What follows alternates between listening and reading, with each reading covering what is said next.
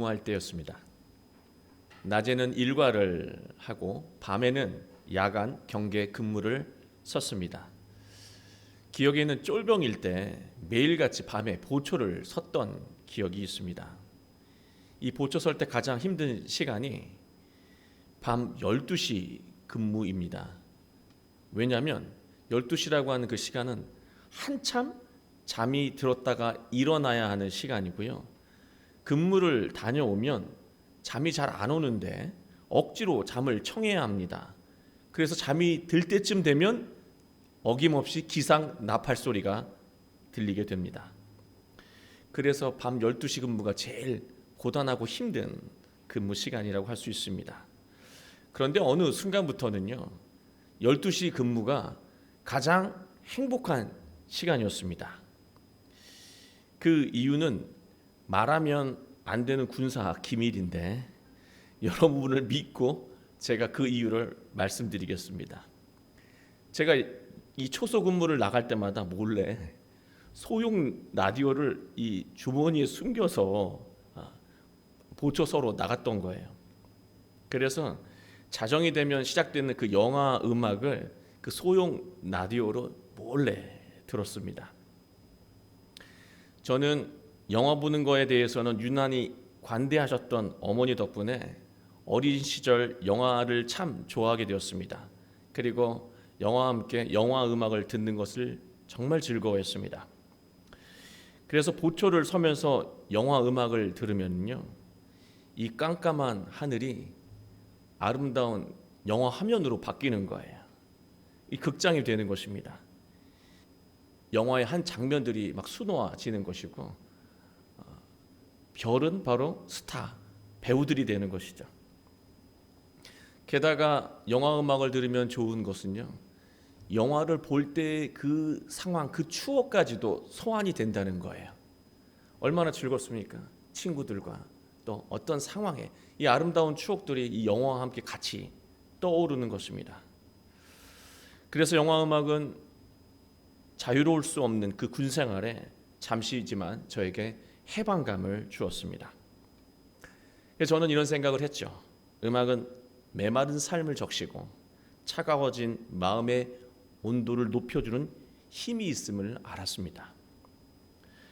아름다운 음악에 생명력 있는 말씀이 더해지면 삶을 변화시키는 찬양이 됩니다. 아름다운 선율은 우리의 마음을 열어주고요, 말씀은 열린 그 마음 안으로 들어가 새겨집니다. 찬양으로 새겨진 말씀은 고단한 삶의 위로와 힘이 되고 상처 입은 영혼에는 놀라운 치유와 회복의 능력을 발휘합니다. 마음에 새겨진 찬양은 중요한 순간에 우리 모두에게 위력을 발휘한다는 말씀입니다. 그러나 사람이 어려운 상황에 놓이게 되면 아무것도 아무 생각도 떠오르지 않는다는 게 문제예요. 찬양이 깊게 새겨지지 않는 한 웬만해서는 입으로 찬양이 나오지 않는다는 거예요. 여러분이 사랑했던 찬양이 눈물 나는 그 고통 속에서 잘 안 나온다는 거예요. 눈은 새로운 것을 좋아하고요, 귀는 익숙한 것을 좋아한다는 말이 있습니다. 찬양을 들을수록 찬양은 익숙해집니다. 그리고 찬양을 부를수록 그 찬양의 말씀들은 우리 마음속에 새겨집니다. 찬양을 부를 때 가사를 새겨서 부르지 않으면 나중에 어떤 현상이 나타나냐면 선율만 생각나요. 이거만 생각나고 가사가 잘 생각이 안 나요. 그러나 이 찬양의 말씀을 새겨서 부르면 중요한 순간에 그 말씀이 노래로 불러진다는 말씀입니다. 찬양은 말씀을 새겨 불러야 나중에 큰 힘을 발휘한다는 거예요. 찬양을 노래 형태로 부르는 이유는요, 간단합니다. 말씀을 마음에 새기기 위해서입니다. 결국 찬양이라고 하는 것은 나를 위해서 저축하는 거예요. 찬양은 나를 위해서 저축하는 것입니다. 돈을 저축하는 이유가 중요한 순간에 사용하기 위해서잖아요. 찬양을 저축하면 중요한 순간에 이 찬양으로 새겨진 말씀이 올바른 판단으로 이끌어 준다는 것입니다. 찬양을 무의식적인 순간에 자기 입으로 부르게 되는 거예요. 나는 부를 생각을 하지 않았는데 저절로 막 찬양이 나올 때가 있다라고 하는 거예요. 찬양은 우리의 무의식을 지배합니다. 그리고 우리가 중요한 순간을 지날 때 우리가 스스로 부르게끔 한다는 거예요. 그래서 우리는 자주 찬양해야 하고 찬양할 수 있을 때 열심히 해야 합니다. 그런데 어떤 분들은요, 찬양은 노래를 잘하는 사람들의 어떤 특정한 영역이라고 생각하고 찬양을 할 때 안 따라 부르는 분들이 있어요. 제가 찬양을 할 때 유심히 보거든요. 그러면 잘 안 부르는 분들이 있어요. 그러나 잘 부르고 못 부르는 것으로 찬양을 하는 것이 아니라 찬양은 바로 내 인생을 위해서 저축해야 되는 소중한 자산이라고 하는 거예요. 취향에 따라서 부르고 말고 할 게 아니라고 하는 것이죠. 만약 습관에 따라서 안 부르게 되면 이것은 나의 이 신앙의 자산에 엄청난 손실을 입히는 결과를 낳는다는 말씀입니다. 찬양은 자주 해야 하고요. 할 수 있을 때 말씀을 마음에 새기면서 불러야 합니다. 찬양을 부르면서 흥에 취해 부르는 것이 아니라 나는 저 말씀대로 살 수 있을까? 새기면서 늘 부르면 그 말씀이 중요한 순간에 나의 길을 안내한다라고 하는 말씀이에요. 찬양을 잘해서 복된 인생을 산 사람이 나옵니다. 그게 바로 오늘 시를 쓴 다윗이에요. 다윗은 여러분이 잘 아시는 대로 음악에 뛰어난 재능이 있었던 사람입니다. 사무엘상 16장 23절을 보면 사울 왕이 악령에 시달릴 때요, 다윗이 수금을 연주해서 치료했다라고 기록하고 있습니다. 또 다윗이 골리앗과 이렇게 마주하게 되잖아요. 어른들은 두려워서 떨고 있을 때 어린 다윗이 자청해서 나갑니다. 그리고 그는 하나님에 대한 믿음을 가지고 오직 돌멩이 하나를 들고 그 엄청난 거인 앞으로 나가게 되죠. 그리고 골리앗을 쓰러뜨립니다. 다윗은 특별한 신앙교육을 받은 적이 없는 꼬맹이였습니다. 그런데도 판단력이 있었고요, 용기가 충만했다라고 하는 거예요. 타고난 것일까? 어떻게 이럴 수 있을까? 그 이유는요, 양을 칠 때에도, 또 돌멩이 가지고 놀이를 할 때에도, 또 밥을 먹을 때에도 모든 순간에 하나님을 늘 노래하고 찬양했다라고 하는 거예요. 그 찬양이, 그 말씀이 어린 다윗의 마음에 깊게 새겨진 거예요. 어른들은 하나님을 예배해도 전혀 새겨진 말씀이 없었기 때문에 그 중요한 순간에 두려움에 떨고 있었지만요, 꼬맹이 다윗은요, 새겨진 말씀 때문에 두렵지 않았어요. 그 새겨진 말씀이 믿음을 더했고요, 이 상황에서 칼을 들고 나갈 것이 아니라 자기가 제일 잘하는 것, 작은 돌 하나 가지고도 충분하다고 여길 수 있는 그 판단력이 있었다라고 하는 거예요. 그게 다윗이 늘 하나님을 찬양하는 가운데 만들어진 능력이었고, 그 새겨진 말씀이 그 순간에 그의 입술을 통해서 나타났다고 저는 믿습니다. 다윗은 수많은 신앙 고백을 했죠. 그리고 그것을 기록합니다. 그게 바로 여러분이 늘 사랑하며 읽는 이 시편인데요, 이 시편의 많은 부분들이 다윗의 시로 되어 있고 또 찬양으로 불려지고 있는 것들입니다. 오늘 말씀은 다윗이 위기를 극복하고 불렀던 찬양입니다. 다윗은 이 찬양을 통해서 앞으로 또 겪게 되는 모든 위기를 극복할 수가 있었어요. 그리고 복된 새로운 인생을 살아갈 수 있었습니다.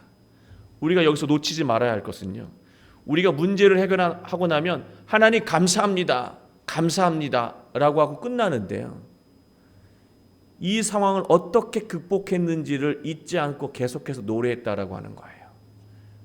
그 노래가 마음에 새겨져서 이와 비슷한 위기를 다시 겪을 때 그 노래가 그 말씀이 힘이 되었다라고 하는 것입니다. 우리 모두 오늘 말씀을 통해서 찬양의 문이 열리기를 원합니다. 그리고 삶의 문제가 해결되고 닫혀있던 복된 인생의 문이 활짝 열리게 되길 주님의 이름으로 축원합니다. 오늘 말씀을 보면 앞에 설명이 붙어 있어요. 여호와의 종 다윗의 시, 인도자를 따라 부르는 노래. 여호와께서 다윗을 그 모든 원수들의 손에서와 또 사울의 손에서 건져주신 날에 다윗이 이 노래의 말로 여호와께 아뢰어 이르렀다. 이 시편을 설명하고 있는 것이죠. 다윗은 사울에게 피가 마를 정도로 심각한 핍박을 받았습니다. 그러나 고난을 극복하고 난 후에 다윗은 자신을 향한 하나님의 사랑과 은혜에 감사하는 것으로 그치지 않고요, 낱낱이 기록했습니다. 그리고 찬양으로 만들어 불렀습니다. 시간이 지나면 인생의 위기와 고난은 반드시 또 찾아오게 되어 있어요. 그때를 위해서 찬양을 부르며 하나님의 은혜를 마음에 되새긴 거예요.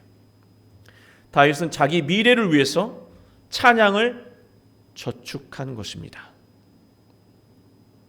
여러분, 통장에 돈이 늘어나는 것을 보면서 흐뭇할 수 있지만 더 흐뭇한 것은요, 찬양을 되새겨 부를 때마다 내 안에 엄청난 힘과 능력이 쌓이고 있다라고 하는 그 흐뭇함을 아셔야 해요. 6절 말씀을 보면 내가 환난 중에서 여호와께 아뢰며 나의 하나님께 부르짖었더니 그의 성전에서 내 소리를 들으시며 그의 앞에서 나의 부르짖음이 그의 귀에 들렸도다. 하나님을 부르짖는다라고 하는 것은 하나님 지금 이 상황 속에서 어떻게 하면 좋겠습니까? 그랬다라고 하는 거예요. 고통을 겪을 때 하나님은 그의 성전에서 다윗의 목소리를 들으셨다라고 고백하고 있습니다. 여기서 말하는 성전은 어느 성전일까요? 당연히 예루살렘 성전이겠죠. 아니요. 다윗이 왕일 때는요, 아직도 왕이 되기 전이잖아요. 예루살렘 성전이 건축되기 전입니다. 여러분이 잘 아시는 대로 예루살렘 성전은 그의 아들 솔로몬 왕이 건축했습니다. 따라서 그의 성전, 여기서 말하는 성전이 무엇인지를 알아야 해요. 여기서 말하는 성전은 무엇일까? 다윗의 이 울부짖음을 들어주신다라고 하는 이 성전, 다른 데도 아니고요, 이 성전에서 그 음성을 듣는다고 하셨는데 이 성전이 어디를 말하는 것일까? 그의 성전은요, 하나님이 왕이신 곳이 성전입니다. 그리고 하나님이 주인이신 곳이 성전이에요. 하나님이 왕이신 곳이 성전이고 하나님이 주인이신 곳이 성전이에요. 하나님의 말씀이 권위를 가지고 그대로 집행되는 곳, 그곳이 하나님의 나라고 하나님의 성전입니다. 하나님의 말씀이 여러분 삶 가운데 주어지면 그 말씀이 그대로 집행됩니까? 좀 고민하다가 결국 내 뜻대로 살아갑니까? 집행이 되면 여러분의 인생은 하나님의 성전, 하나님의 나라가 되는 것이고요, 결국 내 뜻대로 내 뜻이 집행된다면 하나님의 말씀은 들었지만 하나님의 나라, 하나님의 성전은 아닌 것이죠. 다윗은 자기 뜻이 아니라 오직 하나님의 뜻대로 살기 위해 노력한 사람이었습니다. 다윗 자체가 하나님의 거룩한 성전이었다는 말씀입니다. 다윗은 자기 내면에서 울려 퍼지는 하나님의 음성에 귀를 기울였다라고 하는 말이에요. 다윗은 하나님의 음성에 순종하며 승리의 인생을 살았다는 말씀입니다. 이 모든 현상은 하나님을 찬양하며 하나님의 말씀을 마음에 새긴 결과였습니다. 찬양하고 찬양하며 하나님의 말씀을 마음에 새기면 마음이 하나님의 성전이 된다는 것입니다. 하나님이 거하시는, 하나님이 함께 하시는 성전이 된다는 거예요. 그러면 위기의 상황에서 나와 함께 하시는 하나님이 나에게 꼭 필요한 말과 길을 안내하신다라고 하는 말씀입니다. 그 성전에 울려 퍼지는 음성에 순종하며 살게 되면 우리의 삶에 다윗에게 일어난 것처럼 삶의 반전이 일어나게 되는 것입니다. 그렇다면 다윗이 찬양하며 저축한 말씀이 무엇인지 그 말씀을 우리가 구체적으로 나누어야 하지 않겠습니까? 1절 말씀이에요. 나의 힘이신 여호와여 내가 주를 사랑하나이다. 이게 고난을 해결하는 과정에서 얻어진 첫 번째 깨달음이었다는 말씀입니다. 하나님이 내 힘의 근원이라고 하는 것을 깊게 깨달았다라고 하는 거예요. 이 고난을 극복해가면서 하나님만이 나의 힘이라고 하는 것을 깨달았다는 거예요. 지금 이 말씀을 나의 말씀이라고 여기면서 새기시길 원합니다. 사람은 자기 판단과 능력을 과신할 때 반드시 위기를 겪게 되어 있어요. 내 생각이 완전히 딱 맞아. 계산도 맞고 시간도 맞고 때도 맞는 것 같아 라는 생각으로 살아갈 때 반드시 위기가 찾아온다라고 하는 거예요. 우리는 처음에는 겸손합니다. 잘 모르고 미숙하니까. 그러나 몇 번의 성공을 경험하잖아요, 여러분. 그러면 반드시 자만하게 되어 있습니다. 하나님을 찬양하는 것은요, 자기보다 하나님을 더 신뢰해야 함을 기억하는 과정이에요. 하나님을 찬양한다는 것은 나보다 하나님을 더 신뢰해야 한다라고 하는 되새김이라고 하는 말씀이에요. 또 타인의 힘을 의지하는 것도 매우 위험한 일입니다. 여러분, 이스라엘 역사를 보면은요, 주변 강대국의 틈바구니 속에서 살아남는 과정이라고 할 수 있어요. 그게 이스라엘 역사예요. 너무나 강대국이에요. 세상의 강대국들이 어쩌면 여기 다 모여 있는지 몰라요. 거기서 살아남는 게 이스라엘의 역사예요.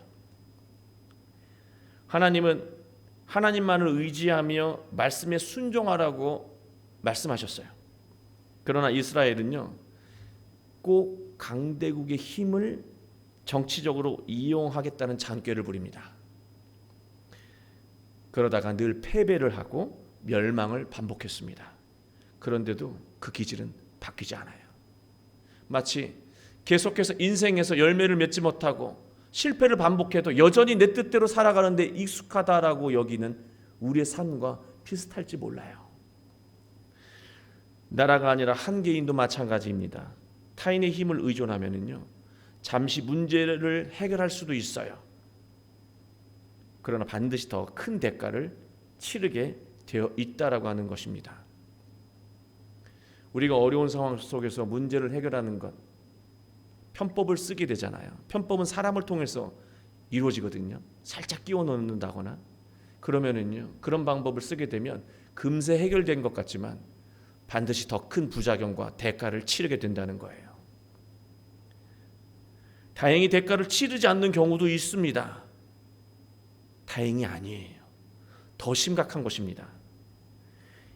인생이 전혀 성장하지 못한다라고 하는 거예요. 한번 사람에게 의존했더니 성공을 한 것 같아요. 계속해서 사람을 찾아다니고 의존하고 빌붙는 인생을 살게 된다는 것이죠. 평생 무능력하고 열매 없는 미숙한 인생을 살게 되는 것입니다. 하나님을 찬양하는 것은 하나님이 주시는 지혜와 도움을 받으면 주체적으로 하나님이 주신 그 능력으로 내 스스로 어려움을 해결할 수 있다는 믿음을 되새기는 것, 그게 찬양하는 거예요. 찬양하는 과정 속에서 하나님이 능력을 주시면 내 스스로 해결할 수 있다라고 하는 그 믿음을 되새기는 거예요. 그게 찬양의 의미라는 말씀입니다. 다윗은 하나님이 자신에게 어떤 분인지 다양하게 찬양하고 있습니다. 여호와는 나의 반석이시요 나의 요새시요 나를 건지시는 이시요 나의 하나님이시요 내가 그 안에 피할 나의 바위시요 나의 방패시요 나의 구원의 뿌리시요 나의 산성이시로다. 아멘. 하나님이 나에게 어떤 분이신지 정리해 보니까 총 8개의 비유로 다윗은 마음에 되새기고 있습니다. 하나님이 이런 분이야 라고 하면서 마음에 되새기고 있어요. 이 되새긴 하나님에 대한 이해가 결정적인 순간에 나에게 길을 안내한다라고 하는 거예요. 힘을 준다는 것이죠. 그 이해가 3가지 유형으로 크게 나눌 수가 있거든요. 첫 번째는요, 하나님은 나의 반석. 이 반석이라고 하는 것 상당히 중요한 뜻을 가지고 있습니다. 여러분, 반석이라는 이름을 예수님에게 받은 사람이 있죠. 베드로예요. 이 반석이라고 하는 것은 이 성경에서 굉장히 중요한 의미를 가지고 있습니다. 반석은 바로 존재의 근거를 의미합니다. 쉽게 풀어서 말씀을 드리면 내가 왜 살아가야 하는가, 내가 왜 사는가, 그것은 바로 하나님 때문이라고 하는 거예요. 하나님 때문에 양보하고 하나님 때문에 용서하고 하나님 때문에 사랑하는 것이죠. 누군가 나에게 다가와서, 누군가 여러분에게 다가와서 왜 그렇게 한 거야? 왜 이 상황에서 왜 그렇게 한 거야? 라고 묻는다면 주저함 없이 하나님 때문에, 예수님 때문에 그렇게 했다고 답해야 한다는 말씀입니다. 하나님을 찬양하는 것은 하나님은 내가 사는 이유라고 하는 거예요. 하나님 내가 사는 이유임을 항상 잊지 않고 기억하겠다라고 하는 것, 그게 찬양하는 이유예요. 내가 사는 이유가 돈을 버는 것이고 쾌락을 즐기는 것이고 사람 앞에 군림하는 것이고, 그런 식으로 삶의 존재의 이유가 바뀌게 되면 우리는 인생 속에서 위험을 겪게 된다는 말씀입니다. 내가 사는 이유 하나님 때문에, 예수님 때문이라고 하는 거예요. 그리고 두 번째 유형으로는요, 하나님은 나의 요새라고 하는 거예요. 이 말씀은 하나님은 나를 보호하시는 분이라고 하는 뜻이 됩니다. 결국 바위도 마찬가지고 방패도 마찬가지고 산성도 바로 나를 보호하시는 뜻의 의미를 가지고 있는 것이죠. 결국 하나님을 찬양하는 것은 위기의 상황에서 우왕좌왕하지 말고 누군가에게 전화할까? 누군가에게 물어볼까? 어떤 편법을 써볼까? 돈을 써볼까? 이런 식으로 우왕좌왕 세상의 방법에 기웃거리지 말고 오직 하나님 안에 머물라고 하는 거예요. 우리를 지키시는 요새, 방패, 바위는, 산성은 오직 하나님이라고 하는 거예요. 하나님 안에 머물고 그 말씀에 집중해야 한다는 것입니다. 찬양하는 것은 오직 하나님 안에 머물고 말씀에 집중하겠다라고 하는 되새김입니다. 마지막 비유는요, 나의 구원의 뿔이십니다 라고 하는 고백이에요. 성경에서 뿔은 왕을 상징한다고 주석가들은 말합니다. 그러나 저는 이 뿔 안에서 다른 의미가 있다는 생각이 들었습니다. 하나님이 내 안에 나를 지키시고 내가 행복한 삶을 살아갈 수 있도록 뿔이 되어 주신다는 것이거든요. 내 안에서 나와 함께 하시면서. 그렇다면 내 안에서 뿔이 되어 주시는 하나님이 어떤 의미일까? 정신과 의사 이즈미야 간지라고 하는 유명한 의사가 글을 썼는데 이런 글을 썼습니다. 뿔을 가지고 살 권리. 뿔을 가지고 살 권리. 사람은 누구나 자신만의 뿔을 가지고 있다고 말합니다.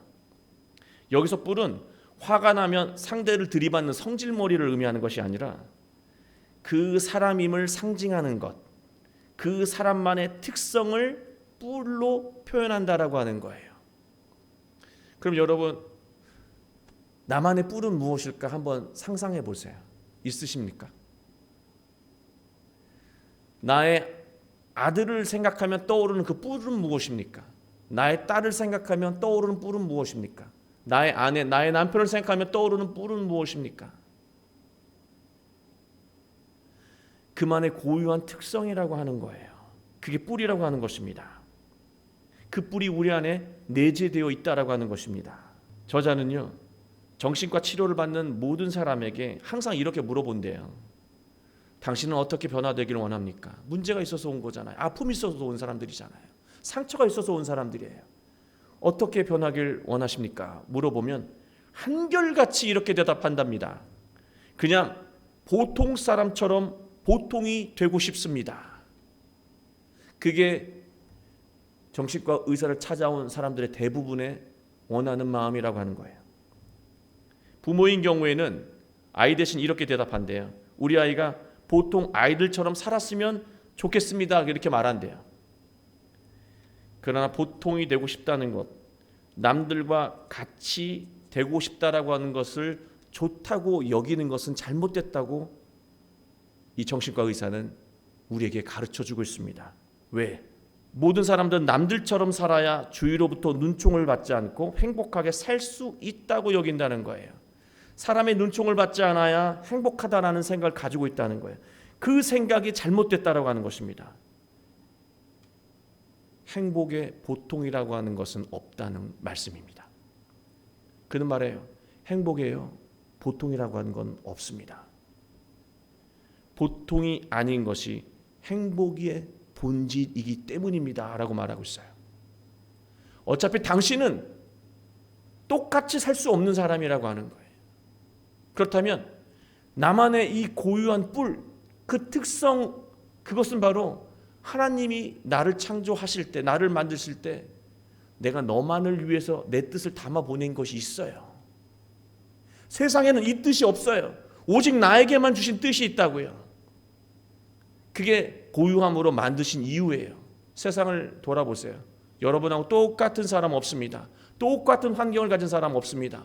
똑같은 마음으로 살아가는 사람 단 한 사람도 없어요. 그런데 왜 다른 사람하고 똑같이 되려고 해요? 거기서 절대로 행복할 수가 없는 존재예요.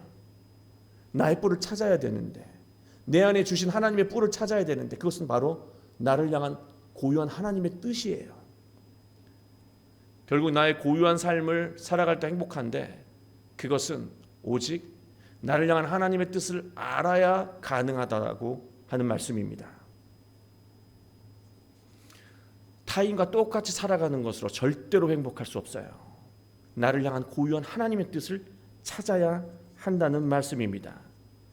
나만의 고유함은, 다시 말해서 나의 나됨은 나를 향한 하나님의 뜻을 알고 살아가는 것으로 이루어진다는 말씀입니다. 바로 여기서 인생의 참된 행복이 이루어지는 거예요. 모든 위기의 상황 속에서 나의 나됨이 드러날 때 문제를 해결할 수 있다라고 하는 것입니다. 다른 사람의 방식이 아니라 나를 통해서 하나님께서 펼치고자 하는 나의 나됨을 통해서만 그 위기를 극복할 수 있다는 거예요. 그거는 하나님의 뜻을 찾는 길밖에 없다라고 하는 것이죠. 우리가 세상 풍조에 휩쓸려 따라가고 세상의 강요에 우리가 위축돼서 흔들리게 되고, 또 그래서 세상 방식을 그대로 차용해서 살아가게 되면 우리는 절대로 행복할 수 없고 문제도 해결할 수 없다는 것을 다윗은 이 찬양을 통해서 고백하고 있는 것입니다.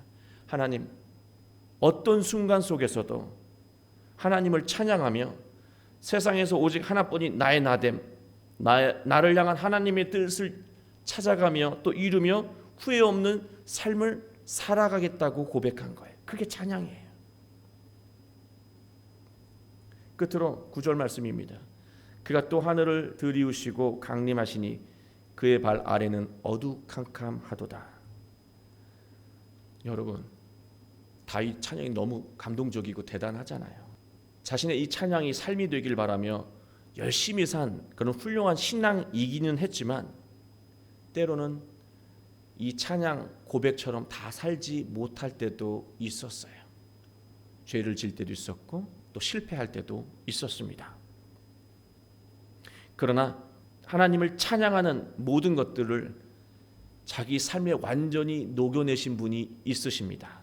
그게 바로 사람의 모습으로 강림하신 예수 그리스도이십니다. 요한복음 1장 14절을 보면 이렇게 기록하고 있습니다. 말씀이 육신이 되어 우리 가운데 거하시매. 하나님의 말씀이 육신이 되었다.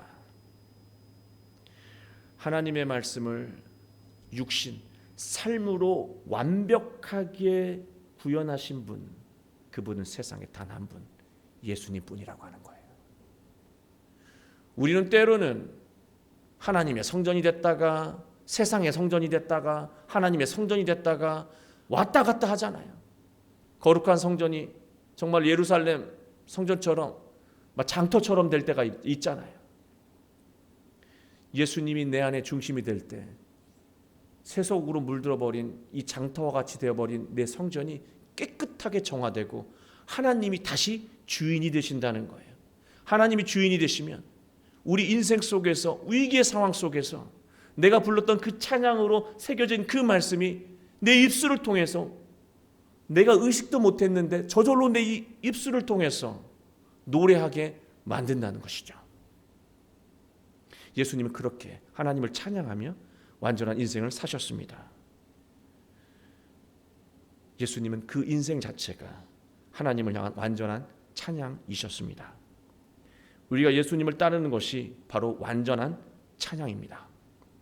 한 주간 예수님의 말씀에 순종하며 자신을 위해 찬양을 차곡차곡 저축하시기 바랍니다. 하나님이 거하신 성전에 온전히 저축된 복된 찬양으로 여러분의 모든 문제가 해결되고 복된 삶이 활짝 열리게 되길 주 예수 그리스도의 이름으로 간절히 축원합니다.